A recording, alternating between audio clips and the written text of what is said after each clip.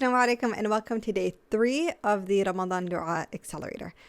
We cannot go through these next verses, this next Quranic dua, without telling a story, and it's actually one of my favorite stories in the Quran and one of the lesser known stories, not one you commonly hear. The story goes as follows. After the time of Prophet Musa alayhi salam, Bani Israel, who are the people of Musa, found themselves in a situation where they were once again being oppressed and run out of their homes and attacked. And this was at the hands of a tyrant known as Thalut. Thalut is also known as Goliath in the biblical version of the story. Bani Israel went to their prophet of the time, known as Sam, and asked him to ask Allah to deliver them from this oppression. And so the prophet was then instructed by Allah to set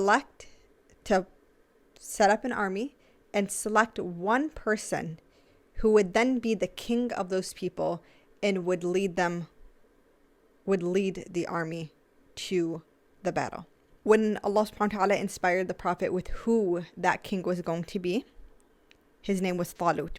He was a humble farmer, scholars say, didn't have much wealth, but was known for his strength, for his patience, for his humility. Well, Bani Israel didn't take too well to that. And if you read the Quran, then you know a recurring theme in Bani Israel's story is that they're extremely, extremely arrogant and obsessed with status. And so they went on to say, how could it be that this person is going to be our king and he's not even wealthy? That was their issue. Not the fact that Allah subhanahu wa ta'ala himself chose this man to be the king of the army. But they realize there's no way through but forward, and so they amass an army that reaches, according to historical accounts, somewhere between 25,000 to maybe 40,000 men. That's how large the army was. The army is now going forth on their way to battle Thalut in his army. And you have to remember that Thalut, first of all, was a tyrant, extremely strong, and his army was ravenous. They were extremely skilled and terrifying to face. As they are marching, they come across a river, and Allah subhanahu wa ta'ala inspires Thalut with the following. And Thalut tells his army, we are coming across a river. Those who drink from the river are not from us. Meaning Allah is going to test us. Those who drink from this river cannot continue in the army. Except if you drink, then only drink a handful. Now you have to imagine, they've been marching for God knows how long. They're tired, they're exhausted, they're thirsty, and they come across this river. This was a test of the faith of these so-called believers. And how many do you think actually made it out of this trial unscathed? The army dwindled down from its tens of thousands, 25,000 to 40,000 to, by certain historical accounts, 313 people. That was supposed to expose the weakness of their faith. And now there are 313 people going to meet this army when it used to be tens of thousands of soldiers. And you gotta imagine, these, yes, are the best of the people in faith, in that they were the only ones that were able to hold back and not disobey the command of Allah subhanahu wa ta'ala and trust Allah subhanahu wa ta'ala's wisdom, but they're still human at the end of the day. Well, here's an actually interesting historical fact that some scholars share, which is the number that the army had dwindled down to is actually the same exact number that the soldiers of the Battle of Badr during the Prophet Muhammad ﷺ's time had. This was an interesting comparison. Eventually they make it, and Thalut and his army are facing Thalut, the righteous man, the righteous king, and his tiny army of 300 and something.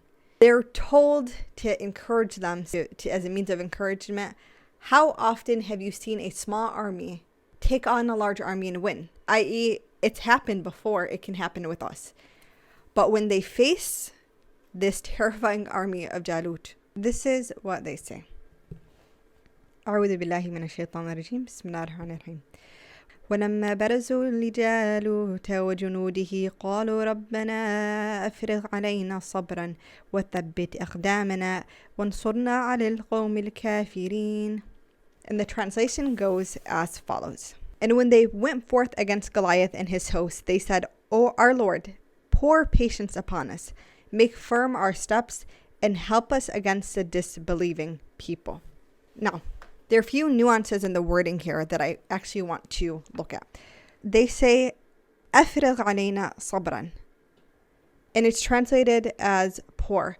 But actually, أفرغ goes beyond just pour, not just pour upon us patience, but when you pour something out of a container and you empty it out completely, that is أفرغ. So empty out patience, the container of patience onto us. Pour you patience upon us until the amount that you have is empty, right? It's basically emphasizing, Allah, we are going to need an extreme amount of patience to make this happen. Please give it to us.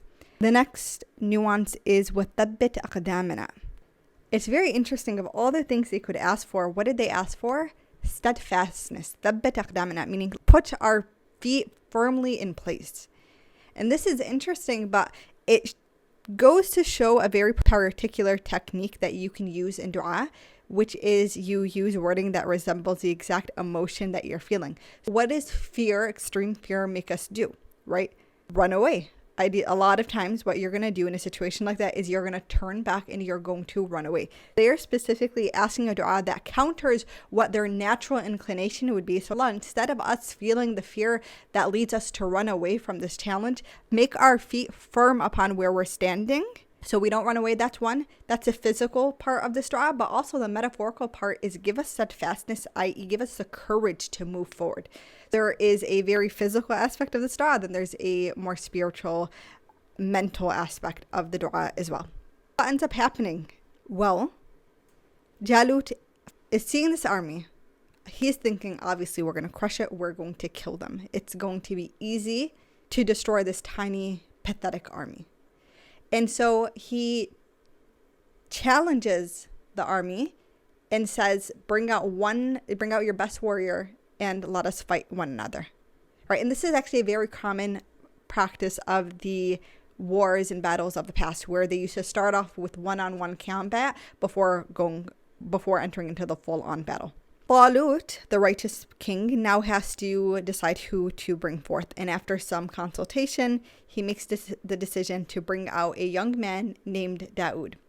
Dawud should sound very familiar to you because Dawud alayhi salam is a prophet of our deen, and one of the prophets who actually stood out when Adam alayhi salam had seen all of the creation. Dawud specifically stood out because of his nur, because of his light and the righteousness that he had. This young man, by all intents and purposes tiny, is now facing Jalut, and Dawud had a very specific skill.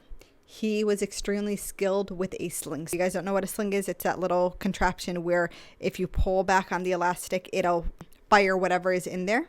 Dawud puts a stone in there, pulls back the elastic, fires it, and it hits Jalut so hard that it kills him in one hit. You have to imagine what that was like for the believers of the time watching how Allah subhanahu wa ta'ala delivered them through this hardship when they were so terrified in a single hit. Some scholars actually say that the stone decapitated Jalut. They go on to win the war. The oppression is over. Dawud alayhi salam actually becomes the king. He inherits kingdom from Thalut. What are the lessons that we get from this beautiful story and this beautiful dua? ربنا أفرغ علينا صبرا وثبت أقدامنا وانصرنا على القوم الكافرين. What do we learn from this? Everybody has their own Jalut in their life. Everyone has their challenge that is overwhelming. And if you don't have it, it's probably come later on. It's going to come later on.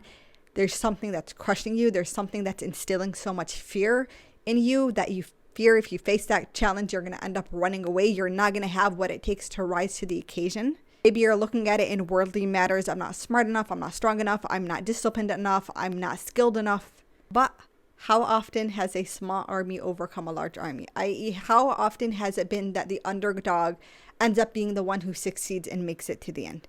As Muslims, we have to believe that the things that we think are impossible or difficult or we just can't do it, it is Allah subhanahu wa ta'ala who is Al-Qadir. He is the all-capable, right? And He's the most powerful. And He's Al-Aziz. He has the qualities that make the impossible possible in an instant. And so when we are doubting ourselves because we're humans, we lack in many aspects of our capacity, we ask Allah subhanahu wa ta'ala, who is not lacking, who has no limits on what he can do or give us. That's who we turn to. Memorize this dua especially if you're going through a challenging time right now. Ask Allah subhanahu wa ta'ala to pour upon you patience, because you're going to need patience to endure the difficulties that are ahead of you. Ask him to to make you steadfast, both in being able to stand up in the moment, but also giving you the steadfastness so you don't burn out, or you don't give up, or you don't feel hopeless, or you don't run away. Ask Allah to grant you victory over whatever it is that you are dealing with. I hope that you guys are enjoying this series. If you haven't already, then please like this video. And just one quick announcement. Every Thursday at 12 p.m. Eastern Standard Time, I go live on YouTube with my show Faithful Healing, where I coach Muslims through difficulties and hardships in their lives, as well as offer general advice and commentary on where we are as a community. You can tune in live or watch the replay on my channel, but in order to do so, please make sure that you are subscribed. And if you would like to submit a question to be coached through, then know that the link to the question form is in the description and will always be in the descriptions of videos moving forward. Thank you so much for watching, and I will see you next time.